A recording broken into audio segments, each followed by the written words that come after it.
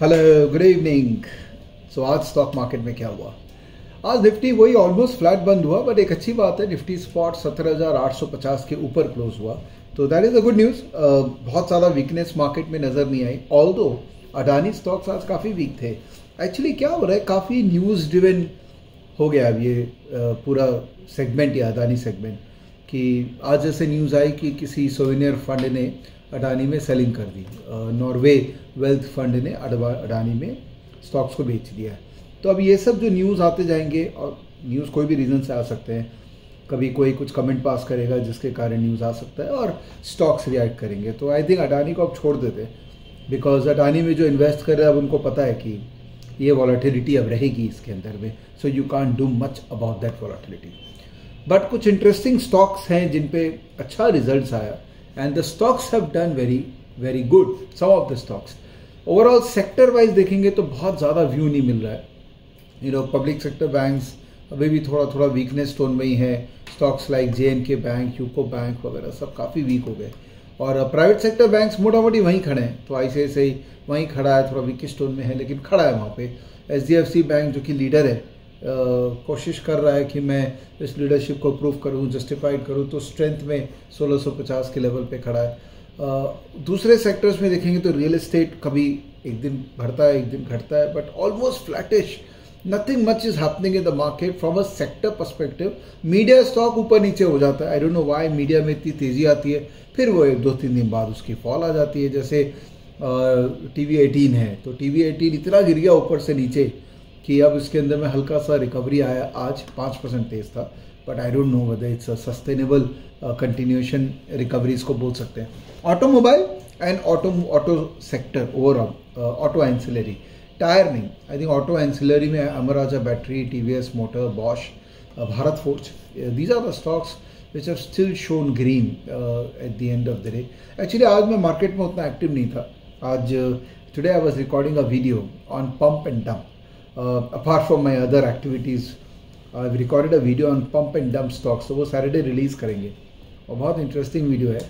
आपको एक कैरेक्टरिस्टिक्स बताऊंगा कि कैसे पंप एंड डंप, छोटे स्टॉक्स जो है 100 करोड़ के नीचे के जो स्टॉक्स हैं उनमें ये सब चलता है पंप एंड डंप, और कैसे एक आम आदमी जो है उन सब स्टॉक्स के में फंस जाता है। तो वो वीडियो देखेगा, 8 बजे रिलीज़ करूँगा सैटरडे को, काफ़ी आपको उससे लर्निंग मिलेगी। यस्टरडे आपको याद होगा अपने बात कर रहे थे, ये जो स्टार्टअप स्टॉक्स है जो लिस्टेड थे, जैसे पॉलिसी बाजार, पेटीएम, नाइका, इनमें लास्ट 2-3 दिन से तेजी आ रखी है।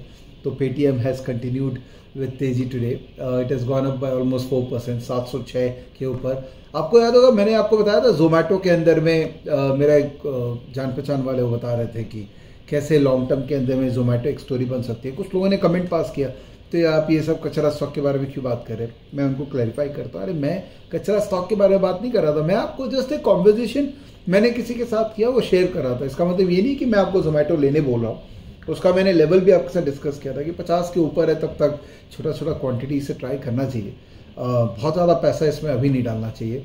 और पॉलिसी बाजार का मैंने आपको कहा था कि इसका रिजल्ट एक्सपेक्टेड है 10 तारीख को, तो कल इसका रिजल्ट आएगा, और एक्सपेक्टेड है इसका रिजल्ट काफ़ी अच्छा होगा। तो कल भी तेज़ था और आज भी देखिए 6% तेज था, इसमें मेरा कोई योगदान नहीं है, जस्ट एक स्टेटमेंट ऑफ फैक्ट है।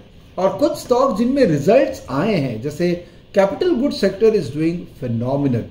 कैपिटल गुड सेक्टर के अंदर में रिजल्ट आया जिसमें कमिंस का रिजल्ट आया, कितना अच्छा। Overall capital goods, overall as a sector, manufacturing sector के अंदर में लग रहा है कि यहाँ से बजट का जो बेनिफिशियरी है, जो कैपिटल गुड सेक्टर है, मैन्युफैक्चरिंग सेक्टर है, I think that is a theme which market is playing right now.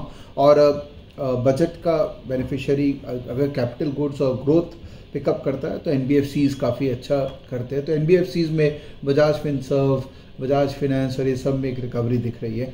और इन अगर याद होगा कल RBI ने इंटरेस्ट रेट्स बढ़ाए थे, तो RBI का एक ये भी व्यू बन रहा था कि वो एकोमोडेटिव के टुवर्ड्स द एंड में है, और जब भी towards the end of the accommodative cycle में आता है तो NBFCs परफॉर्म करने लग जाते हैं।